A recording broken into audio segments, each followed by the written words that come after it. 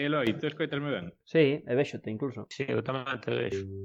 Tens que ir ao peluquero. Que vamos a falar?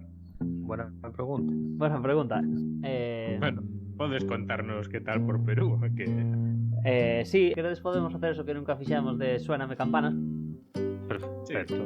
Que nos vas a preguntar se nos acordamos dos capítulos de Perú? Sí, Sachi.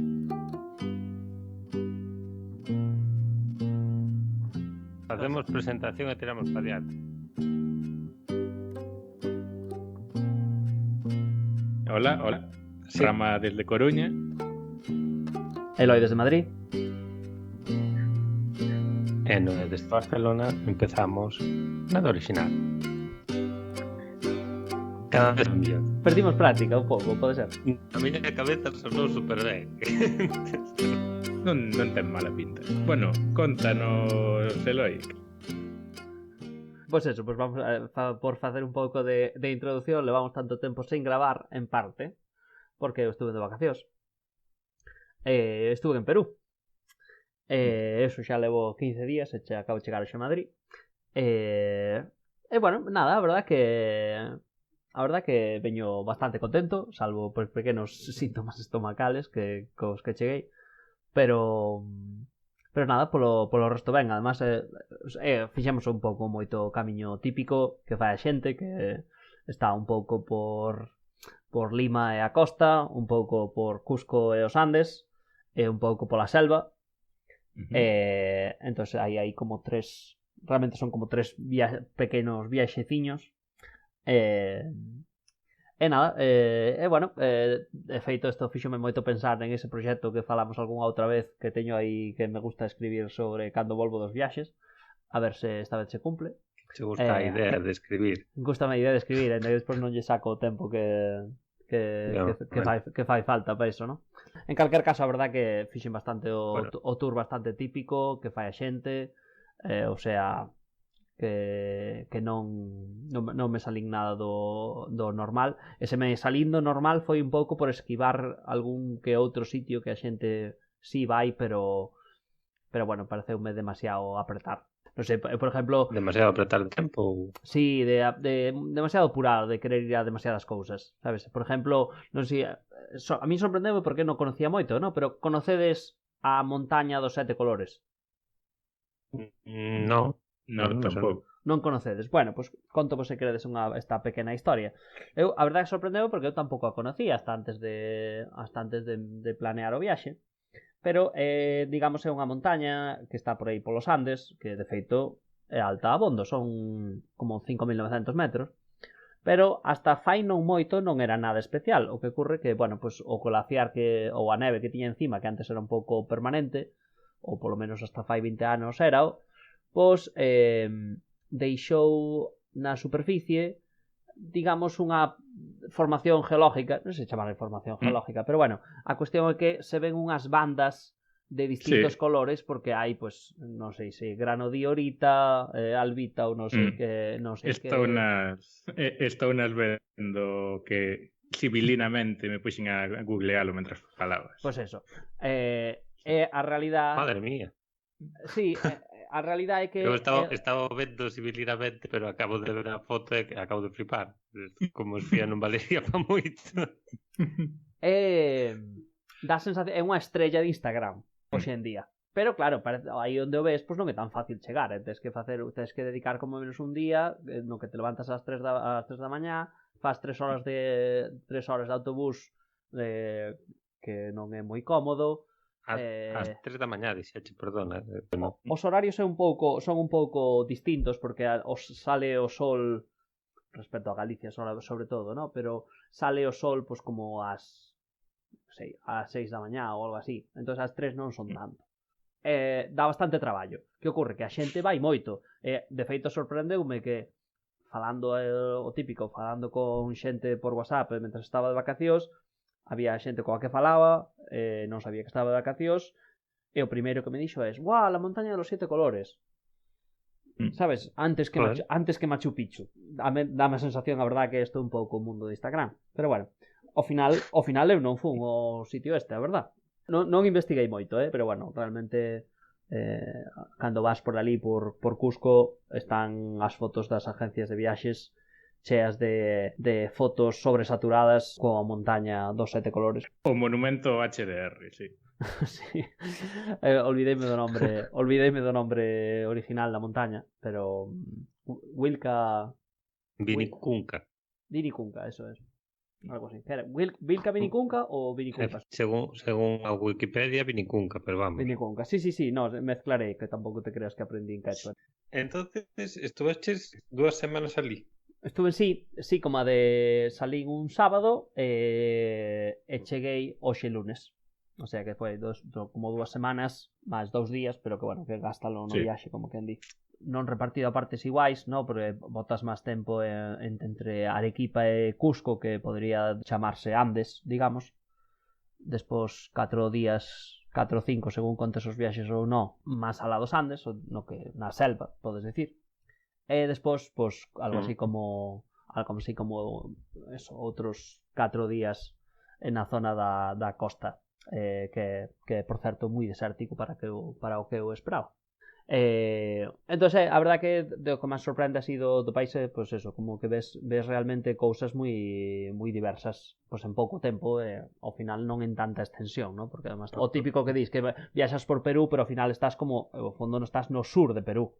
Pasa que, digamos, se faz un corte transversal, pois en poucos kilómetros desde a costa hacia dentro, pois ves moi diferente. Pero o país que é moito máis grande do que parece, non? Sí, é verdad.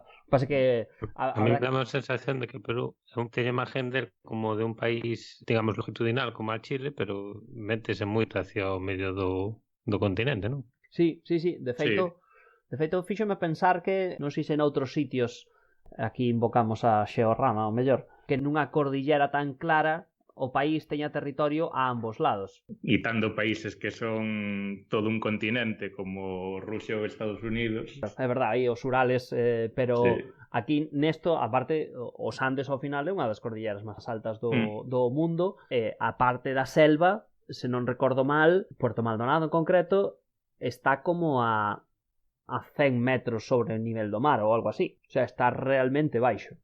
Sabes? O sea, que colle moito desde hai moito territorio que corre... Xe cuenca que verto hacia o Amazonas, Sí. Sí, de feito o río que pasaba por ali era o río Madre de Dios, pois cambia de nombre cando entra en Bolivia, despois é o río... non sei se Manaos, o río Manaos pode ser, e despois o Manaos desemboca no Amazonas. A verdade que foi unha cousa que hasta que estás ali, pois supoño que non lle prestas atención. E de feito ali a xente mismo, sobre todo, supoño que a xente sobre todo da selva decía como Perú é un país moi bonito, é moi grande e estas cosas, e la gente piensa que é solo, claro, os Andes, pero despois, vamos, que ten esa parte da selva, aparte, como decían eles, que era como máis fácil de visitar que en Brasil ou Ecuador, Colombia. Pero bueno, non sei en que se basaba, nin sei se tiña... Máis fácil en menos horas de avión ou en menos peligrosidade, porque a selva colombiana tuvo a súa época complicada. Pareceme como que o turismo era máis sencillo un pouco en general, ¿no? Como non de chegar ali, pero que había como, se queres, civilización cerca de zonas profundas en cuanto a fauna, digamos, en nivel de biodiversidade e protección. De feito, nosotros ali en Puerto Maldonado hai unha zona ali cercana donde fomos nosotros, pero se vas un pouco máis pa diante, vas como un par de días en barco ou algo así, chegas a unha cosa que lle chaman a Reserva Nacional do Manu, que digamos nivel mundial en cuanto a diversidade, e está relativamente accesible. Pero bueno, non sei, así foi o conto. Ahora o proxecto que teño é a ver se escribo un pouco en detenimiento as recomendacións, aínda que creo que neste caso non me vou a salir moito das recomendacións que dá a xente por aí a internet de maneira bastante sencilla. Bueno, se che sirve de acicate, oye, as túas recomendacións a Noruega, que escribiche fai que un par de anos igual. Sí. Recuperei nas po viaxe este que fixen eu fai un mes, pero Ao final realmente creo que non acabamos facendo nada do que dixendo que recomendabas tú, porque fomos só 2 días, 2 semanas, e non tivemos moito tempo para ir de camiñatas, e tú eres un turista polo que vexo moi de camiñar e de senderismo, que é unha cousa que eu ir a outro país para pasar mal tampouco non é o meu estilo de facer as cousas. Eu que sei, esta vez non foi tanto, porque a verdade é que o Noruega ou Islandia tamén quedou así un pouquiño similar, pois o rollo de ir pola túa conta, supoño que sobre todo Noruega dá moito para decir, pois ir pola túa conta.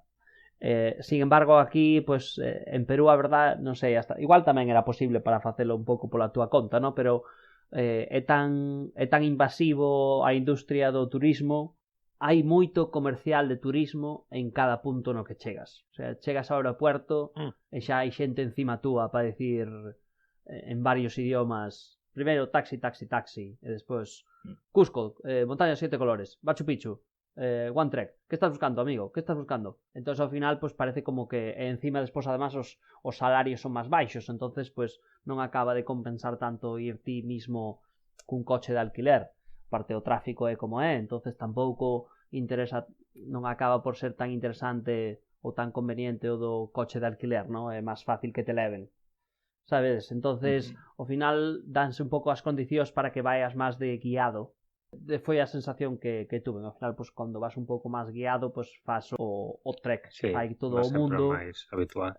Ademais, tamén daba esa situación que, claro, chegas a pensar, dices, pues, os Andes, un sitio así tan tocho, é unha oportunidade para subir moi alto estas cosas. Pero claro, despois daste cuenta que non é un profesional do alpinismo. É un escalador. Ou do andinismo. Dices, é unha oportunidade, pero claro, pues tiña que ter feito os deberes na casa primeiro para estar preparados para saber mínimo manejar un pioleto ou uns crampóns ou algo así. Pero bueno, así foi un poquiño o viaxe. Non sei se tedes algunha cousa, algunha curiosidade, algunha pregunta ou algo que... Bueno, non sei, eu realmente por que Perú? Porque a verdade é que non se me... Polo Machu Picchu. Claramente pola montaña dos 7 colores, non? No, se non recordo mal, eu nos artículos eses do Medium dos viaxes, unha das cousas que empezaba dicindo por que o sitio, ¿no? Tamén a pregunta teño mesmo a pregunta, ¿no? Eu creo que realmente tiña ganas de ir a Sudamérica, Latinoamérica, Hispanoamérica, que solamente estuvera en México. E mirando así candidatos, non todos eran buenos, o sea, máis a aparecer pola parte do Caribe non é unha boa época por tema de huracanes e cousas desas. Sentido. E entonces había un pouco que mirar outros sitios, ¿no? Chegamos a mirar Perú, Ecuador, eu a verdade que tiña sempre tive moitas ganas das Galápagos. Cheguei a pensar en Argentina tamén, esas cousas, pero bueno, pensamos que era un pouco en máis contenido, podías ver así distintos paisajes, o Machu Picchu, por suposto, era un destino que, bueno, que claramente tiña interés en ver, bueno, xunto con outras cousas. Pero foi así un pouco a raíz de decir esta zona un pouco do globo e despois en base a descartar outras, basicamente. Pero bueno, a verdade que, sinceramente, recomendo porque, pues bueno, tes un viaxe bastante variado en pouco espacio físico. A realidade é que é relativamente económico. Non tanto como eu esperaba, a verdade, despois de botar aí as contas, pero bueno, sigue sendo económico para estándares europeos ou españoles. Sí, máis que irse 10 días á costa este, eso seguro. A costa este de Estados Unidos. Sí, pues... sí. Que é o que acabas de facer tú, por eso dices. Que é o que acabo de facer. No, eu acabo de botar as contas. Que peor, claro. Tú solo fuche 10 días, non 2 semanas, entón levas 4 días botando as contas e dicindo, madre mía. Sí. Bueno, prosigue, Eloi. Pues nada, nada, que era pedía preguntas, ¿no? Non sei se Noer se respondín a pregunta, a túa pregunta. Sí, no, joder, unha resposta perfectamente organizada e tal. A verdade é que os viaxes solo organizalos ou pensalos ou plantealos con unhas ideas moito máis de pois apetéceme isto, apetéceme... Teño unha maneira moito máis desorganizada de viaxar. En parte porque teño a suerte de ir con todo organizado de casa, non?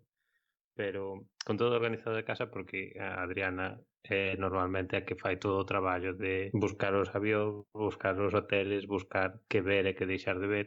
Entonces eu os viaxes planteo a Adriana mágicamente encontra hoteles e avións e tal, e realmente non creo que houvese ningún que nos planteásemos dunha maneira tan organizada como decir apetece mirar a tal outra zona, ou como decías no de Noruega, que recordo que dixeras, bueno, fora, non me acordo que país, resultárame moi desorganizado, entón apetecíame unha cousa en Europa para que fose máis manejable, máis os horarios se cumplisen mellor. Pois ti, acordaste bastante ben, e eu creo que tamén me acordo de, sí, de verdade, cando estuvera en Tailandia, quedara un pouco, pois, con as ganas de facer un pouco, un viaxe un pouco distinto, non? Algo máis por aí, por Europa, e eso, acabar en Noruega, efectivamente.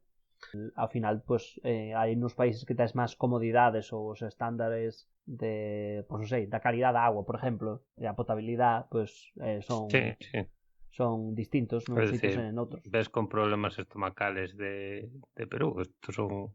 Sí. Ni siquiera falan mal da calidad da auga, son bacterias distintas que non temos nosotros aquí. Sí, pode ser, pero bueno, quero decir que o de, eu que sei, de saber, pues, non é recomendable que bebas ou estas cousas. Usa auga embotellada para lavar os dentes, Eso, por exemplo. Ese tipo de cousas, ¿no? Entonces, recordo de ter pensado eso, ¿no? E ahora, digo la verdad, despois de volver aquí de Perú, casi o sigo pensando. Bueno, que en Finlandia, entonces. Tú fuche a Islandia, entonces, ou Islandia aunque tes pensado ir? Sí. Eu sí, de feito, creo que foi antes que a ti. Non sei se, de feito, non sei, escoitades Planet Money ou The Indicator?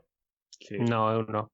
Pues, que falan do turismo de Islandia, non do un turístico de Islandia. E non me acordo se foi no Planet Money que fan episodios máis largos ou no Indicator que fan os episodios estes de 10 minutiños. Fixeron un par de capítulos de Islandia, do boom, digamos, ou a burbulla ou como fora, que houbo do turismo desde, dicían como que entre 2010 e agora, se credes, non? Falaban un pouco e facían así un pouco retrospectiva e falaban daquel volcán que houbera, que se a aerolínea WoW Air. Eu creo que fora o Indicator e que fora igual unha semana inteira de 5 capítulos de 10 minutos, porque fora eso, un capítulo sobre a quiebra dos bancos, outra sobre o Eyjafjallajökull. Eyjafjallajökull. Sí, Eyjafjallajökull. Non me debería haber atrevido, pero bueno. É curioso, non é? Se fuches a los, recomendo che escoitalos, polo menos, son cortiños. Perdona, Eloi, unha cousa. Poderíase decir que acordaste dos capítulos de The Indicator, pero máis ou menos. Digamos que che sonan campanas. Exactamente. Soname campanas os de Indicator. E tamén, quizás, a vosotros vos sonan agora, porque aproveitei este de Perú para escoitar algún dos capítulos de Radio Ambulante relacionados con Perú. E, bueno, se non recordo mal todo... Dime. Bueno, que realmente, pero unha das ideas originales, unha das poucas ideas originales que tiñamos para este podcast, máis aló de... Vamos falar de podcast dunha maneira así, en general, era especificamente intentar que un de nosotros refrescase, escoitase podcast vellos que sabíamos que os tres tiñamos escoitado e que lle preguntase aos outros dous si se acordaban de algo ou de que se acordaban ou que intentase reproducir a historia de maneira que o outro que tiña máis reciente lle pudese decir no, de todos estes datos estálos inventando completamente ou estálos mezclando, e a esta sección tiñamos previsto chamalle Soname Campanas. Exacto. Así era o que... Mas que hai moitas... realmente eso, nesa descripción caben moitas cousas, vamos a ver que tal nos salen, ¿no? Pero sí, se queredes... podemos empezar por, como dicíamos, ¿no? Vou dicir os títulos se queredes o resumo, non o resumo, no, pero unha palabra, unha frase, se queredes, a ver se vosotros recordades, unha frase de algún dos capítulos que escoitei, se queredes, se vosotros se queredes comentades a ver que recordades. É mellor que directamente vayas polo título primeiro, porque haberá títulos que non serán perfectamente explicativos e outros que serán máis poéticos, e o mellor co un título que non explique directamente de que vai o capítulo, non somos absolutamente incapaces de acordarnos nin de telo escoitado. Veña, Non sei se vos parece. escoitei varios, sí, pareceme ben. Se queredes, vou vos dicir primeiro un que non escoitei, nin desta vez, nin nunca, porque é dos antigos de Radio Ambulante, de antes que eu empezara, igual vosotros acordades vos. Vamos a inaugurar o formato rompendo. Perfecto. Digo vos o título. P de Paz, la batalla por el pisco y la identidad gastronómica. ¿Divos algo esto?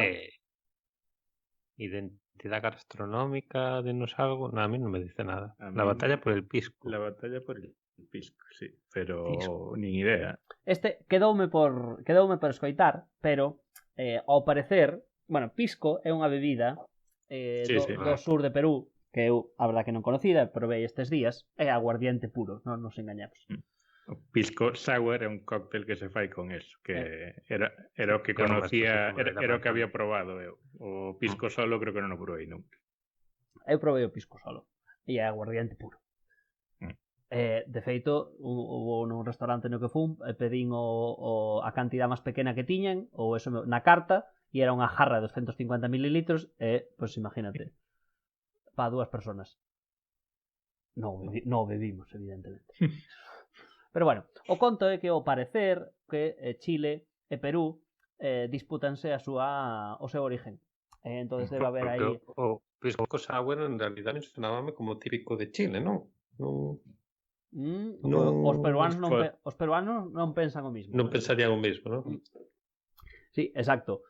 E de feito, a min isto fíxome, pues, se crede simplemente para mencionar, igual vosotros tiñadelo en mente, pero a verdad que eu non tiña moito a idea da rivalidade que hai entre Perú e Chile, que creo que é relativamente como hai rencilla, rivalidade. É curioso porque Chile con Perú non o sabía, pero Bolivia e Chile, con Argentina, ¿no? Argentina e Chile, sí, é que decir, Chile solo ten rivalidade, todos os veciños son malos veciños. Eu creo que o problema é Chile. Pois, non sei, pode ser perfectamente. Pero bueno, como non escoitamos este capítulo, vamos pasar ao siguiente, se vos parece, verdad? Eu este creo que sí que vos... Un saludo a todos os chilenos, que son xente encantadora. Exacto. E os peruanos tamén. Un saludo a todos os peruanos, por supuesto. O segundo que podemos mencionar é contra la gastronomía peruana. Vale, este creo que nos sona a todo o mundo, non aos dous, non? Sí, o título dice todo, pero... Dice todo o que sabemos. Exacto. A ver que recordades. Explaya de vos. Veña, Javier, tírate tú frente a rodas do autobús, por favor. Recordo que, claro, a gastronomía peruana é un orgullo nacional e vamos, están todo o mundo super a favor da súa idiosincrasia gastronómica. En cambio, un fulano que estaba hasta as narices de que solo falaran de comida, describiu un libro pues, que se chamaba así, Contra la gastronomía peruana. Vamos, convertiuse nunha persona non grata por todas partes. Eso hasta aí é o que recordo. Noé, tú... que opinas? Eu chegaba menos aló, de feito. O sea, non sabías que era un tipiño que escribira un libro. Correcto, xa non me acordaba de que era un tipiño que escribira un libro. A min sonábame que digamos que Daniel Alarcón, que teño identificado como peruano, que empezaba a falar pois da comida de Perú como un dos grandes ou un dos prácticamente únicos símbolos de orgullo a nivel mundial de Perú, algo que todo o país tenen a conciencia de que a gastronomía peruana non só é moi boa, todos o opinan, sino que é reconocida a nivel mundial, e que digamos non é só que estén orgullosos da comida porque lles gusta, sino que están orgullosos da comida porque é como un símbolo nacional, unha cousa da cual estar orgulloso. E que Sí, entonces, é marca de país, todo o rollo, sí. efectivamente, e eu que recordaba tal cual era que Daniel Alarcón, presentador do programa, pues decía que non lle gustaba, e hasta aí chegaba a miña, o meu conocimiento do No, capítulo, pois se eu pensas, non sei creo exactamente que por que iba a estar un capítulo falando entero do pouco que lle gustaban os ceviches, evidentemente algo máis de historia teña que ter detrás, pero xa non me Let acordo. me stop you right there, porque os dous vos equivocastes en bastantes cousas. vale, non había un libro. A Daniel Alarcón gustan os Sí, ceviches. Vale, mole. a Daniel Arcón gusta a comida peruana. De feito, fai un disclaimer ao empezar o episodio e dice, a mí me encanta, así que no jodan. O sea, casi empeza así a historia. Así que, Noé, tú xa fallaches niso. E Rama fallou en que mezclou dúas historias. Porque Hostia. había dúas historias no capítulo e Rama ti mezcláchelas de maneira que a mezcla non é moi precisa. Pero tes ítems de cousas correndo. Entonces, había como dúas partes no capítulo. Evidentemente sí que é verdad que Daniel Alarcón introducía moito na línea no que decía Noé, no? De como a gastronomía é orgullo nacional decía en tono de broma por que é tan importante, pues porque somos malos al fútbol. Entonces utilizabas un pouco para introducir, ¿no? Un pouco contexto. E despois contaba dúas historias. A primeira era un escritor peruano que vivía en Perú, pero tiña un blog en El País. No que, pues, nun post, eu que sei, que imagino que el pensaba facelo inofensivo, aproveitou para decir como que non lle gustaba a comida peruana, que pensaba que era indigesta, demasiado fuerte. E, claro, acostouse e o día seguinte pues eso, volveuse isto viral e entonces explotoulle isto un pouco como que di na cara, ¿no? É o típico, dice, escritor peruano odia la comida peruana. Adivine quién adivine lo que este escritor a ver, con términos despectivos tamén por outra parte polo de que empezaron a pensar que vivía en España. Empezaron a facer parodias na televisión do tío este poñéndolle acento español e era un tío que non vivía en España ni nada de eso, sabes? O sea, como que se formou unha... a todo le echa ajo. Sí, bueno, como que foise claramente a broma foise un pouco generouse unha bola de críticas, non sei se chegou a decir amenazas e estas cousas, pero chefs dicindo na tele que ojalá tomase un ceviche con pipí de mono, literalmente, que lle sentase mal. Bueno, unha exageración así, de verdad que non como... ¿Por qué? Bueno, por maldad. Qué preciso. Sí. Esa era a primeira das historias.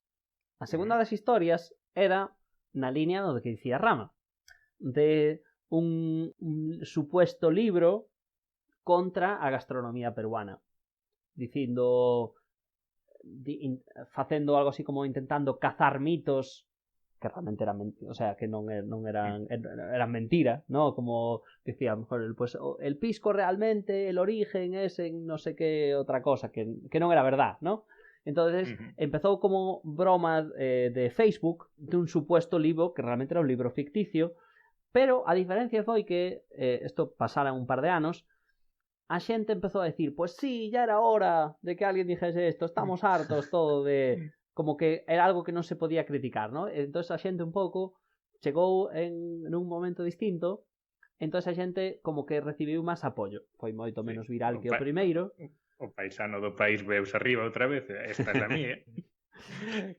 A mitad dos comentarios de apoio ao libro photoshopeado eran escritos con acento español.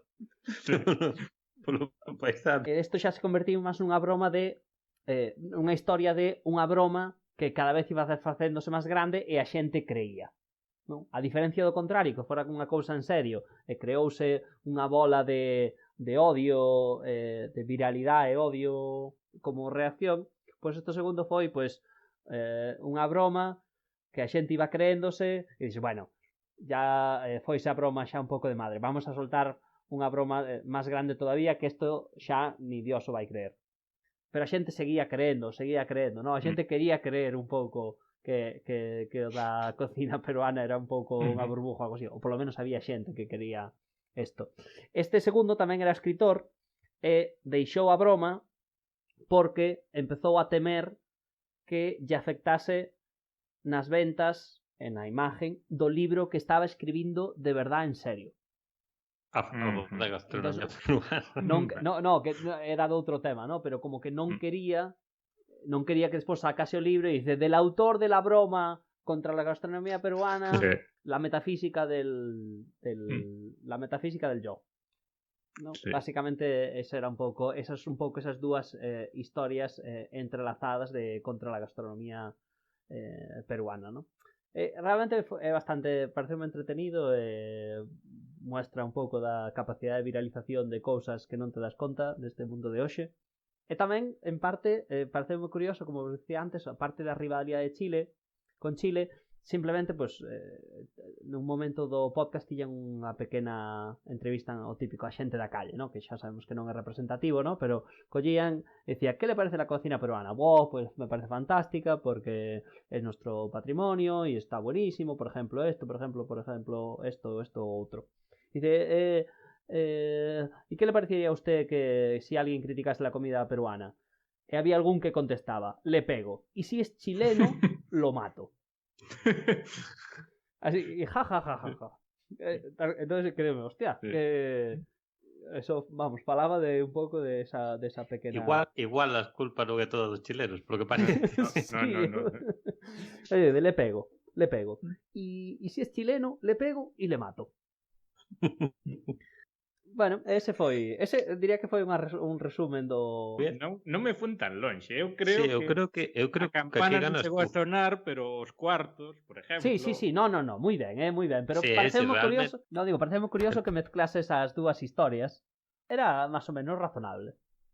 Sí, no, claro, é unha paliza. A mí sonaban campanas, pero moi longe. A primeira uva xa me comí. Se isto facemos unha competición, digamos que isto ten que ser un punto para a rama. Mini. Un mini punto para a rama e non cero para nós. Un punto contra min. Un mini punto contra min. Bien. Bueno, vale, perfecto. Teño posibilidade de remontar? Sí, pues, hai algo máis na recámara. Sí, teño dous máis. Outro é permanencia temporal. O terceiro. No terceiro remonta. A ver, Noé, por favor. Antes empecé eu. Permanencia temporal nin flores, pero nin de lonxe. Permanencia temporal. Non me acordo de nada, pero solo polas palabras do título vou me tirar á piscina. Emigrante retornando. Tireime o antes, perdona. Sí. Xa xente que se foi de Venezuela e que iba a ser temporalmente e ali sigue. Esa é a miña teoría. Emigrantes venezolanos en... Sí, refugiados venezolanos en Perú. Joder, góstame a túa teoría, Creo Eloi non dice nada, Eloi está se rindo fora de micrófono. Eloi está dicindo, xa estaba outra vez mezclando dous. Están outra vez co de Venezuela. Pois sí, efectivamente vai sobre venezolanos en Perú. E en concreto dunha chica, bueno, realmente unha parella que, bueno, contanos en base a Anamer, contaba como estaba en Venezuela e como, pues, migrou a Perú. É unha que primeiro foi a Panamá, non lle saliu ben e despois foi a Perú. Correcto. Moi ben, Rama. Madre mía. Pois... Que me mandaba a mí meterme nesta... Pois, exactamente, ¿no? Falaba, era, digamos, unha parella de xente, se non recordo mal, como vivía ben, ¿no? Relativamente acomodada en Venezuela, ¿no? Pero que foi, digamos, conforme a situación foise volvendo complicada, pues intentan emigrar en Panamá, pero despois non acaban tendo moita suerte. un dos dous era arquitecta ou diseñador gráfico ou algo así. Sí, diseñadores gráficos, exactamente. Un traballaba de eso. Era amor hermoso. Sí, sí. E bueno, a min sobre todo pareceu moi interesante pola parte un pouco administrativa da migración e dos refugios, se queredes, no? E ao parecer Perú debeu dar comparativamente máis facilidades a venezolanos para que entrasen no país, sobre todo, digamos, no inicio un pouco do éxodo, se queredes, con unha cosa que se chama permiso temporal. Permanencia temporal, supoño. Sería de aí de onde viña o título. Permiso temporal de permanencia, el PTP. Incluso eles mesmo decían que a xente falaba do PTP, pero que xa un pouco xa non sabía o que de onde viñan as siglas, estas cousas, ¿no? E como que pois durante unha temporada isto fixo moi fácil porque nin sequera pedían pasaporte para entrar no país, e claro, co de conseguir o pasaporte en Venezuela pois tarda moito e además é caro, ¿no? Entonces isto facilitaba moito para os peruanos, ¿no?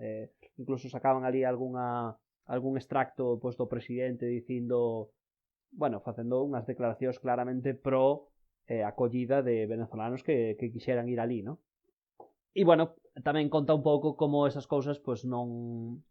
Digamos, como o que de primeiras é todo solidaridade, pois chega, despois cambia a pintadas na rúa, dicindo venezolanos fuera, esas cousas, los venezolanos, bueno, lo de nos roban el trabajo, los venezolanos son sucios, son ladrones, todas esas cosas que supoño que pasan en todas partes cos migrantes ao final, ¿no? Desde aquí vemos, desde España vemos moi lonxe Perú e Venezuela, ambos países, pero pues ao final, pues entre eles pues son igual, que seguramente se tratan igual que nosotros tratamos a países veciños, estas cosas, ¿no?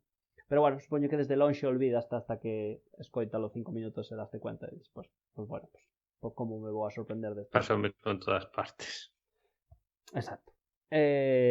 Entonces, bueno, a verdad que é relativa, é duro, ¿no? Porque pues daste cuenta de como, bueno, en todas partes ocurren un pouco estas cousas, ¿no? A mí me parece moi interesante un pouco tamén a parte esta burocrática, ¿no? Pues a realidad que pues acostumbrado a moverme pola Unión Europea e nunca ter emigrado ni nada deso, nin ter na familia reciente nada desto de dificultades migratorias, nin esto, pues ten esa parte un pouco dura, pero bueno, por outra parte tamén interesante, ¿no? Se non recordo mal, creo que acababa en boa nota para os protagonistas. Que sempre é como queres acabar un reportaje, ¿no? Pero en realidad pouco importará que a esa familia lle vaya ben en concreto. Sí. Non sei se queredes paso de maneira máis rápida. Vou dar unha pista tamén, a ver, falando, este non vai de migración, pero o protagonista é un migrante tamén. Chámase Ciudad Infinita. Non é, por favor? Porque tú ya lo sabes, ¿no? No, ni vamos. Esto sí, esto ya... No, que va. Eso nin Perú, seguro. Nin Perú é seguro. Eu agora xa vou intentar a ver se consigo descifrar o que está pensando o meu primo. Mellor que intentar sacar eu pola miña conta. Eu ahora mesmo teño unha planta rodadora na cabeza, así que... A mí a Ciudad Infinita é unha das maneiras nas cuales a xente se refiere a Barcelona, non? A ciudad sin límites ou algo así. Había unha película, unha novela onde fai 10 anos que se chamaba algo polo estilo. Como dices que é un inmigrante peruano, pero podería ir por aí. No, sinto. Estou pegando tiros a pega. Ciudad Infinita... Pero é un inmigrante en Perú, ¿no? Claro. En Lima. Exacto. E o inmigrante nin idea. Chileno, veña. No. O inmigrante americano. No. Cago en 10. Ves que temos as ideas moi claras. É un episodio moi recordado, sí. Diciembre de 2017. Bueno, algunha pista máis que podas dar sin desvelar o misterio? Vai de mapas. Cago en 10. Tiñame que acordar. É o meu tema. Sí, de un emigrante que é novo na ciudad empeza a facer os mapas dos camiños que vai facendo ou algo polo aí Sí, sí, sí. que Caliente, que caliente. chega Agora, á ciudad sí, e sí. dibuja un mapa para aprendela. É a idea que teño na cabeza, ahora que me, o sea, que me ven á cabeza, pero probablemente non seña así, pero No, como no, que no, todo eso A vas min razón. veume a cabeza o mismo a través de ti, non é? Pero non me acordo é de máis verdad, nada. que era eu creo que é un programa que de feito escoitei, me gustou, che recomendei porque che gustaban os mapas. Pero Pode ser. é que incluso lle recomendei a máis xente, eu creo. Pues, Pero non me acordo de nada máis, bueno, realmente. digo, De unha persona que se fabricaba os seus propios mapas para acostumbrarse ou para conocer a súa ciudad, bueno, para aprender a súa ciudad. digo vos máis. Bueno, a historia vai de bueno, é verdad que Daniel Alarcón pues conta esta historia introducindo como Lima como unha cidade que el non conocía porque ainda que naceu en Lima como que volveu de maior, como quen di, ¿no?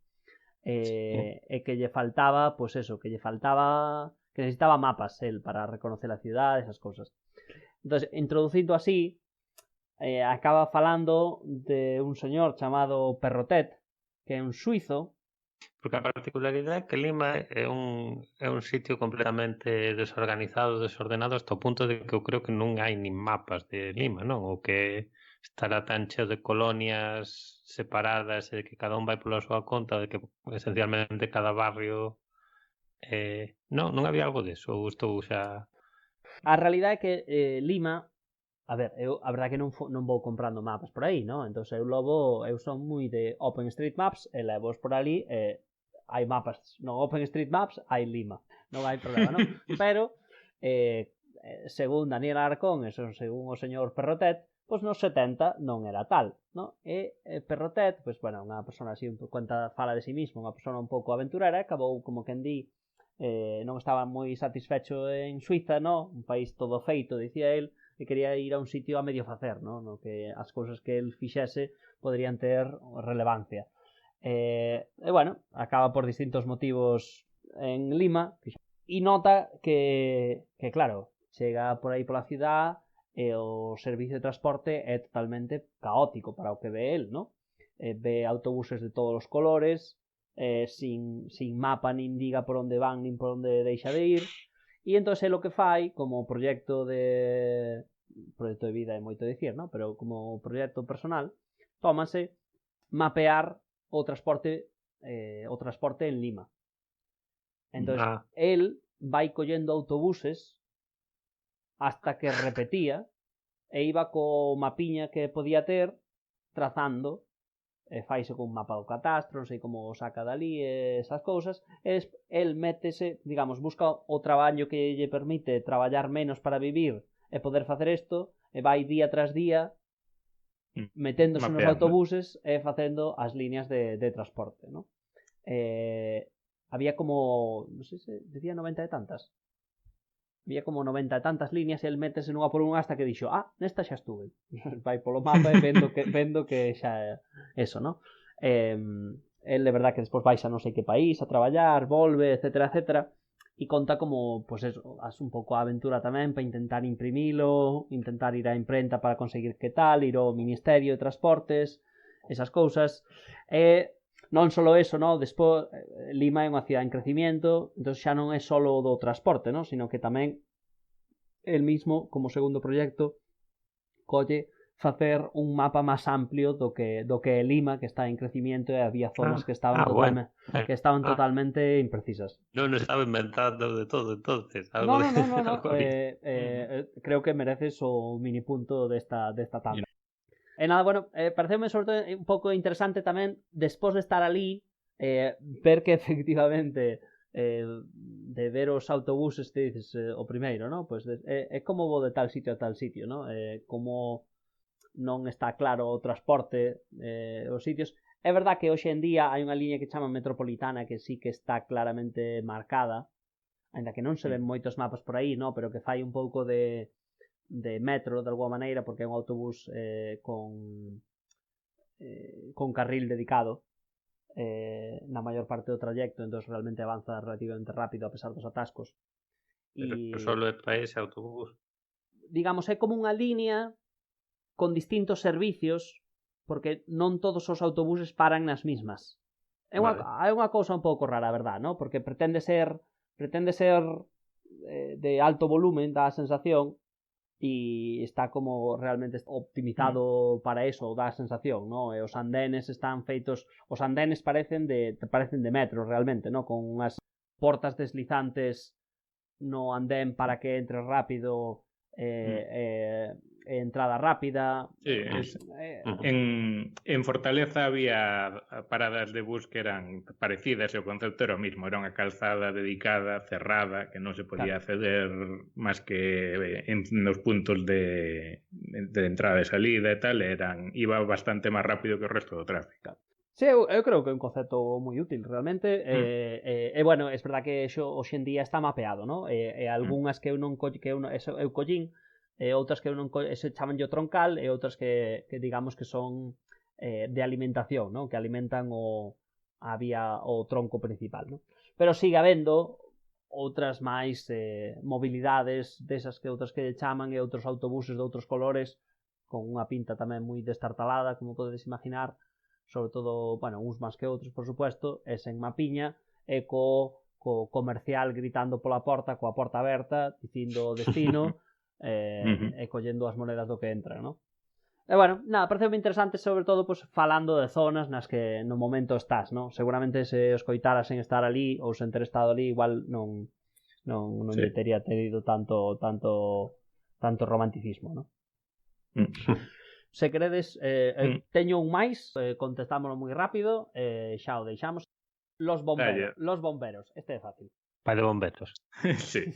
Vai de bomberos que son voluntarios, imagino, como a maioría dos sitios de América, que non son unha cousa profesionalizada.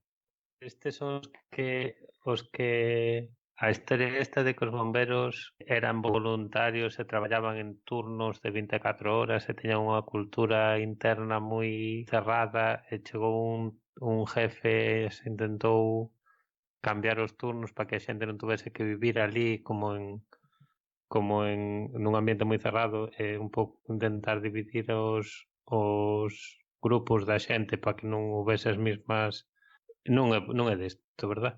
Eu non, o sea, parte do que estaba dicindo sí, pero a historia do jefe que intentou dividir, eso no... Eso me parece que o estou mezclando con un capítulo de outro podcast distinto, de que isto pasou probablemente en alguna cidade de Estados Unidos. Pero é verdad que daba a sensación de cultura moi marcada, e de feito, a parte que máis sorprende casi ao principio do capítulo, ¿no? Porque di que pues, unha persona que ven de fora e que lle sorprende que señan voluntarios, eso é o primeiro, ¿no? Pero o que máis lle sorprende é que despois, cando lle pregunte aos bomberos, é que non queren deixar de ser voluntarios, non queren ser pagados, porque eles din que é porque en parte lles vai quitar o valor, o heroísmo que eles teñen, ¿no? A idea é que todos os funcionarios son corruptos, pero os bombeiros son héroes, non? Exacto. Que tenen a imagen mental, a imagen pública moito mellor que a dos Exacto.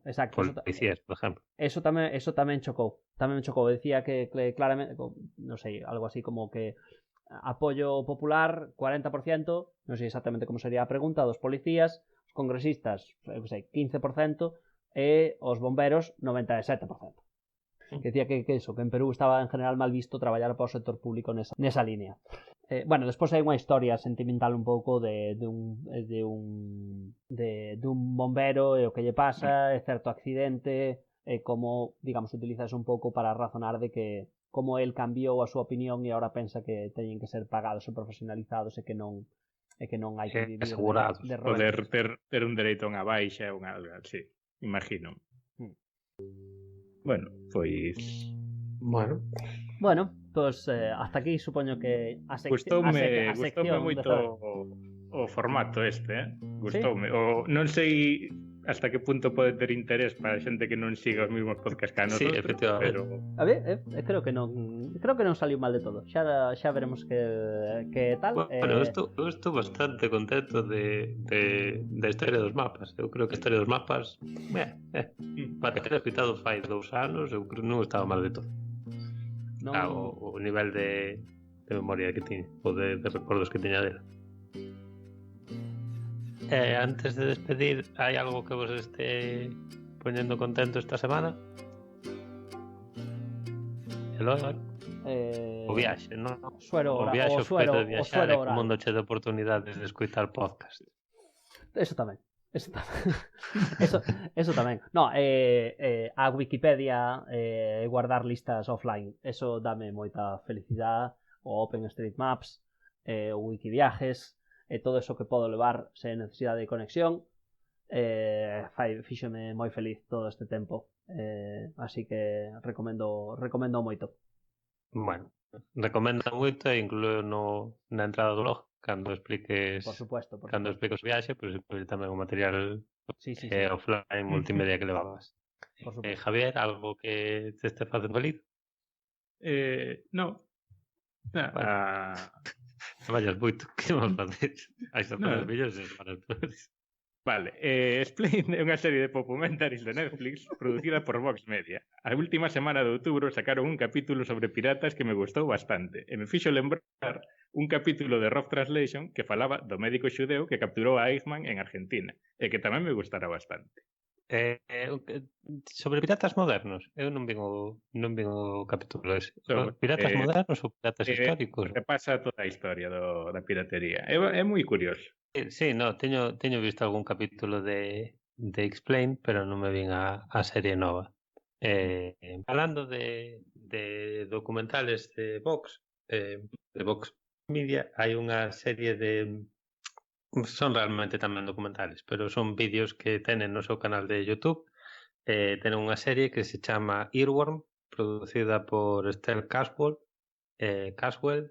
que esencialmente como Switchton Pop ou como estes podcasts nos que explican a produción de cancións. É unha serie de, non sei, capítulos de tamén un cuarto de hora, mellor, deben de levar 10 ou 12.